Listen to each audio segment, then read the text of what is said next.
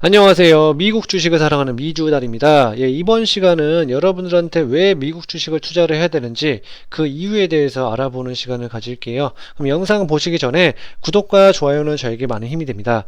지금 보면 제가 한 가지 설명드리고 싶은 게 있어요. 지금 이거는 오일이고요. 차트를 보면 이건 달러 인덱스예요. 근데 오일은 보통의 경우 달러로만 결제가 되죠. 그래서 가령 예를 들어서 1배럴당 10달러라고 할게요.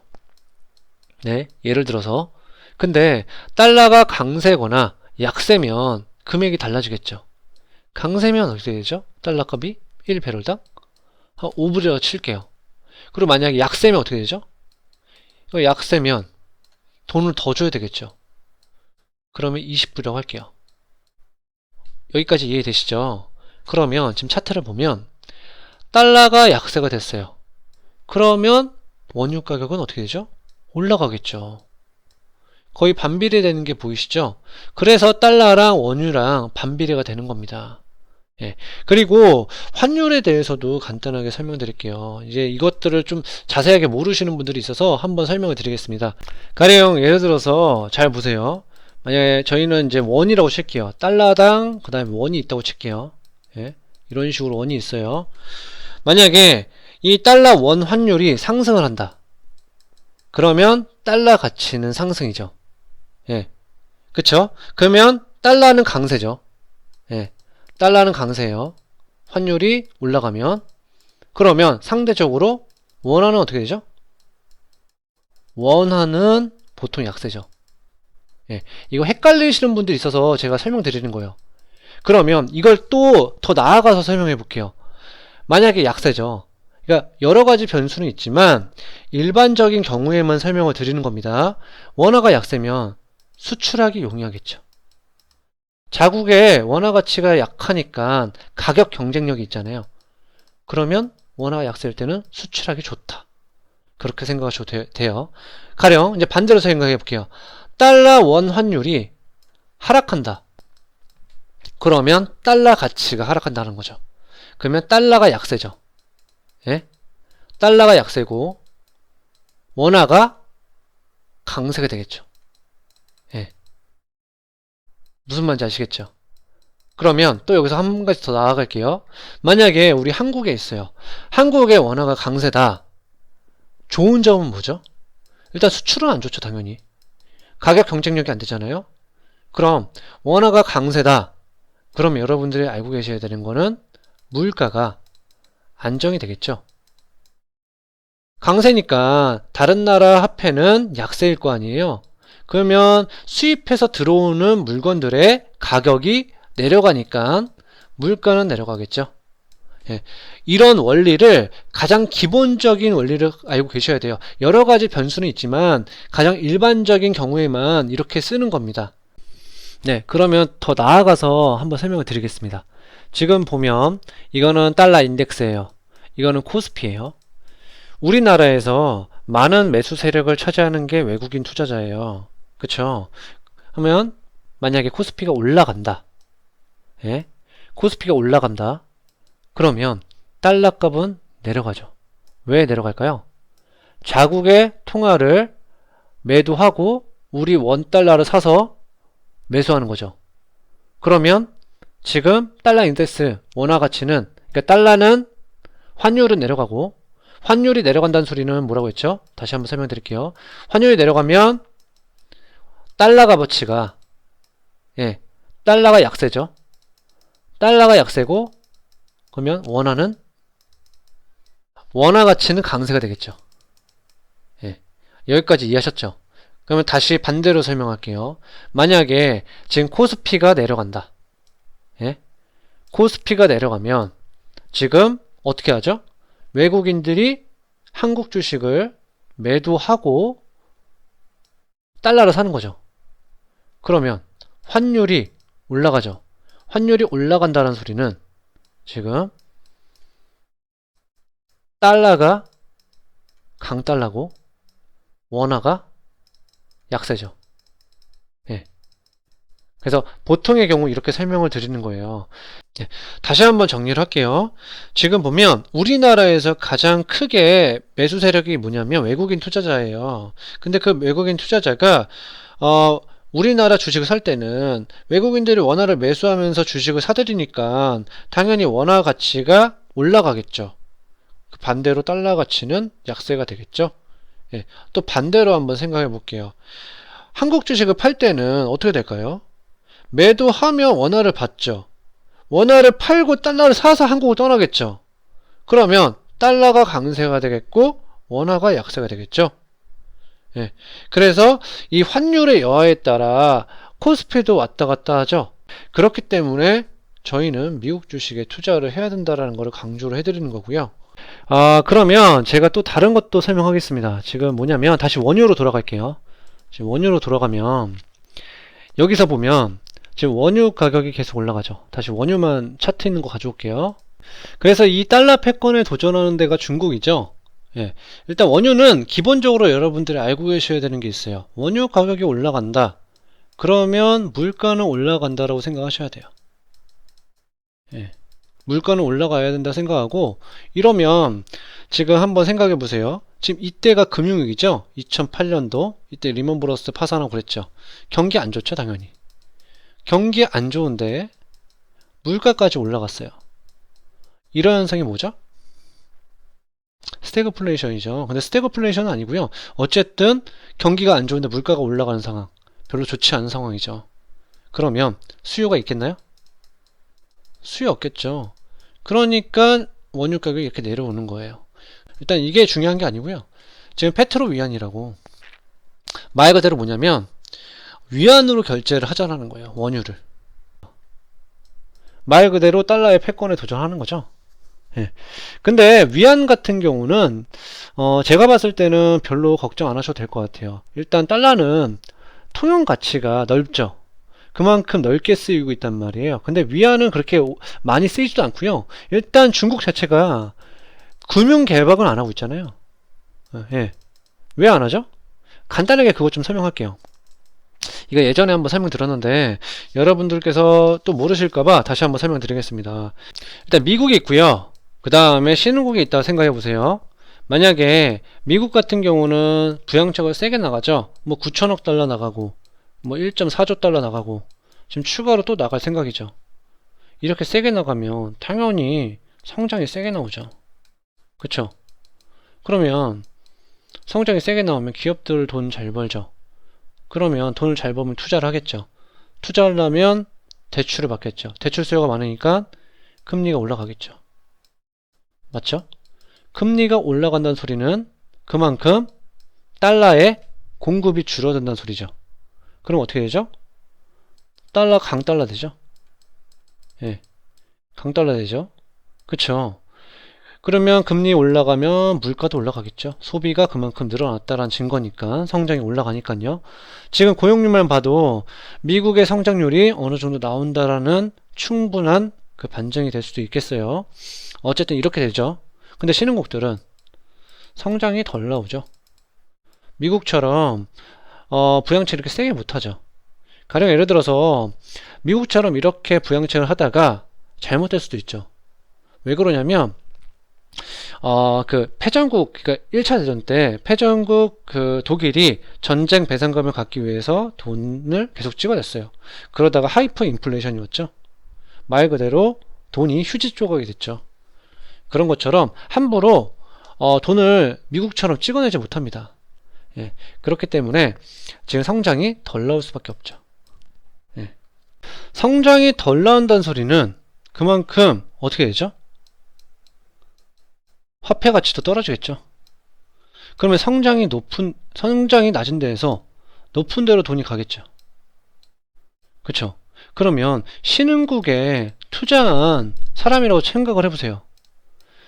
지금 화폐 가치도 떨어졌어요. 그러면 지금 이 환차손 어떻게 할 거예요? 그러면 여기 있는 투자자들은 신흥국들의 자산을 팔고 나가겠죠. 탈출하겠죠. 그러면 어떤 현상이 일어나냐? 화폐 가치가 하락하니까 물가가 튀어오르겠죠. 예. 물가가 튀어오르겠죠. 지금 경기도 안 좋고 성장도 안 좋은데 물가마저 튀어 올라요. 그렇기 때문에 저희는 미국에 투자를 해야 됩니다. 만약에 테이퍼링을 한다고 해도 마찬가지죠. 테이퍼링 하면 지금 금리가 올라간다 소리잖아요. 그쵸? 그러면 달러가 강달러가 되겠죠. 테이퍼링을 하면. 그러면 강달러가 되면 당연히 성장도 있는 미국으로 돈이 들어올 수밖에 없겠죠. 예, 이거를 이제 간단하게 이제 여러분들한테 설명을 드렸고요. 또 다음 거를 한번 설명드려 볼게요. 지금 제가 설명드린 기사 내용 관련된 기사 내용이 있어요. 한번 보여드릴게요. 지금 인플레이션 압박에 브라질, 러시아, 신흥국 줄줄이 금리 인상. 인플레이션 압박으로 금리 인상하는 게 아니에요. 이게 무슨 말이냐면 만약에 미국이 금리를 올려버리잖아요. 그쵸? 그러면 얘네들은 신흥국들은 금리가 낮잖아요. 예? 그러면 금리가 낮은 데서 높은 데로 가겠죠. 돈이. 당연히. 그러면 금리가 낮기 때문에 미리 예방 차원에서 금리를 인상하는 거죠. 미국이 테이퍼링을 하면 속수무책으로 돈이 빠져나가잖아요. 예? 속수무책으로 돈이 빠져나가지 못하도록 금리 인상을 미리 하는 거죠. 예. 그래서 이런 기사 내용도 알고 계시면 좋을 것 같아서 설명을 드리는 거고요. 또 제가 이거를 왜 설명드렸냐면 이제 중국 얘기를 하려고 정확하게 지금 설명을 드린 거예요. 지금 보면 지준율, 지급 준비율이에요. 이게 무슨 말이냐? 가령 예를 들어서 100이라는 금액이 있어요. 그러면 은행이 보통 80을 대출 나가고 20만 남겨놓고 80 대출 나가요. 근데 이 지급 준비율을 줄여준 거죠.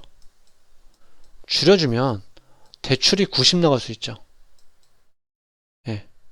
그러면 당연히 유동성 공급이 맞죠. 예. 그쵸. 그래서 지금 이런 식으로 유동성 공급을 해왔는데 2015년도에도 똑같이 지준율을 인하했어요. 제가 한번 보여드릴게요. 지금 제가 보여드리자면 2015년도에도 지준율을 인하를 해서 유동성을 공급을 했습니다. 근데 주가가 이런 식으로 떨어진 이유는 왜 그러냐면 이게 상해지수예요. 상해지수인데 지금 떨어진 이유는 가령 예를 들어서 2015년도에 미국이 어떻게 했냐 한번 보여드릴게요. 2015년도에 연준이 금리를 5년으로 볼게요.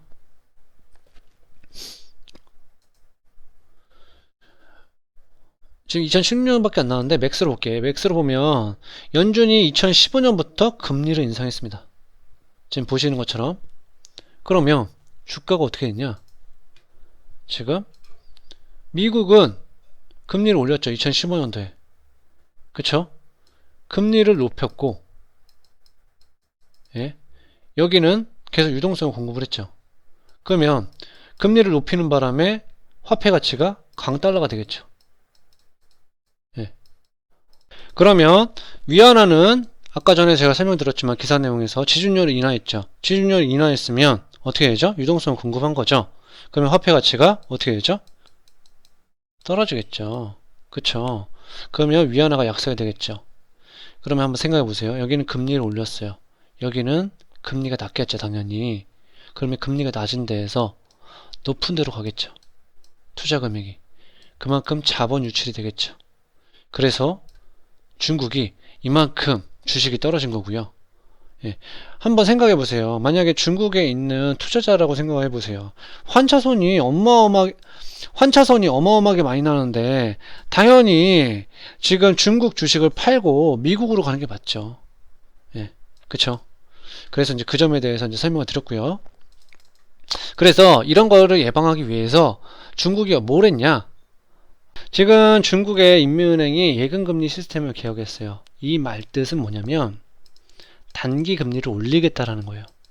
단기 금리를 올려버리면 어떻게 되죠? 자금 유출이 되는 걸 방지하겠죠.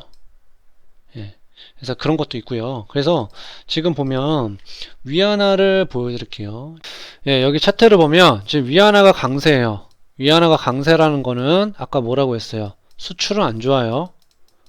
예? 가격이 당연히 변별력이 없어지잖아요. 가격에 그 경쟁력이 없어지다 보니까, 그쵸? 수출이 안 좋고 수입은 좋죠. 싸게 들어오잖아요, 물건이. 그러면 물가가 안정화되겠죠? 그럼 물가 낮아지겠죠. 예, 이런 효과는 가지고 올 수 있어요. 그래서 지금 중국이 추구하는 스탠스는 내수 경제죠. 내수 경제 이거 아무나 못해요. 중국이니까 가능합니다. 예, 그래서 지금 내수 경제를 하려고 하는 이유는 왜 그렇죠? 기사 내용을 보여드릴게요. 지금 기사 내용을 보면 지갑 열지 않는 중중산층 중국 경제 소비 부진에 발목 잡혔다. 이 소비를 촉진시키려면 어떻게 해야 되겠어요? 물가를 낮춰야겠죠. 물가를 안정화시키면 당연히 소비가 촉진되겠죠. 그래서 위안화 강세를 만들어서 강세를 만들어서 물가를 안정시킨 다음에 소비를 촉진시키는 거죠. 그래서 내수 경제를 하기 위해서 지금 그런 스탠스를 취하고 있습니다. 그 대신 수출은 안 좋죠. 수출이 안 좋을 수밖에 없는 게 갈등이나 지금 미중 갈등이 있죠. 뭐 반도체 지금 공급도 제대로 안 되고 있는데 그래서 포커스를 내수 경제 쪽으로 잡은 것 같습니다. 그러니까 지금 제가 중국의 스탠스는 내수 경제인데 수출도 포기하지 않을 거예요. 수출마저 포기하면 중국도 알고 있을 겁니다. 많이 위험하다는 거 알고 있기 때문에 수출은 포기한다라는 단어를 쓰는 게 아니고요. 어쨌든 지금 스탠스는 좀 더 비중을 두는 데는 내수 경제이다 라고 저는 생각을 하고 있습니다. 그래서 이제 그 점에 대해서 여러분들 설명을 드리는 거고요. 중요한 건 지금 미국 때문에 이렇게 된 거잖아요.